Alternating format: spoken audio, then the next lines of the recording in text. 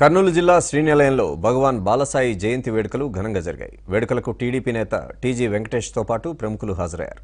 బాలసాయిబాబా జయంతి సందర్భంగా బాలసాయి కేంద్ర సేవా సమితి ద్వారా పేదలకు కుట్టు మిషన్లు, తోపుడు బండ్లు, వికలాంగులకు ట్రైసైకిళ్లను పంపిణీ చేశారు. అలాగే ప్రతి నెల వృద్ధులకు పింఛన్ ఇవ్వనున్నట్లు సమితి ప్రకటించింది. ట్రస్ట్ ద్వారా అనేక రకాలైనటువంటి సేవా కార్యక్రమాలను నిర్వహిస్తున్నాము. సుమారు 350 మంది విద్యార్థులకు ఉచితంగా ఇంగ్లీష్ మీడియంలో బోధన ఇక్కడ ఉన్నటువంటి క్లినిక్ ద్వారా, అదేవిధంగా ఈ సంవత్సరం ఒక సంస్కృత ఆంధ్ర కళాశాలను విజయవాడలో కూడా ప్రారంభం చేయడం జరిగింది. ఉచితంగా 100 మందికి మనం విద్యాదానం అక్కడ చేస్తూ ఉన్నాము. అదేవిధంగా ఈ సంవత్సరం ఇప్పటి వరకు జరుగుతున్నటువంటి కార్యక్రమాలకు అదనంగా ఈ రోజు నుంచి కూడా భగవాన్ శ్రీ బాలసాయి బాబా గారి యొక్క ఆశీస్సులతో, వారి కోరిక మేరకు వారు ఎప్పుడు కూడా చెప్తుంటారు, మానవ సేవే మాధవ సేవ, దీనజనుల సేవే జనార్దన సేవ, జనుల సేవే జనార్దన సేవ అని. దానిలో భాగంగానే మనం ఈ రోజు నుంచి కూడా, ఇంతకు ముందు నుంచి కూడా వృద్ధులకు, ఓల్డ్ ఏజ్ వాళ్ళకి పెన్షన్స్ ఇవ్వడం జరుగుతూ ఉంది.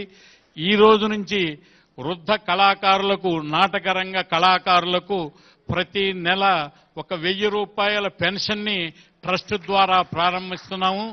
ఈ యొక్క 5గురితోటి ప్రారంభం చేసినటువంటి ఈ కార్యక్రమము ముందుగా ఇంకా ఎక్కువ మందిని కూడా చేసి చేయూతనిచ్చి తప్పకుండా ఈ యొక్క ట్రస్ట్ ద్వారా చేయాలని ఆలోచన ఉంది. అదేవిధంగా సింగిల్ టీచర్ స్కూల్స్, ఎవరైతే విద్యార్థులు గవర్నమెంట్ ఎన్ని సౌకర్యాలు కలగజేసినా వాళ్ళు స్కూల్కి వెళ్లకుండా, విద్య లేకుండా ఉంటున్నారో వాళ్ళందరికీ కూడా జనహిత అనేటువంటి సంస్థ ద్వారా 30 గ్రామాల్లో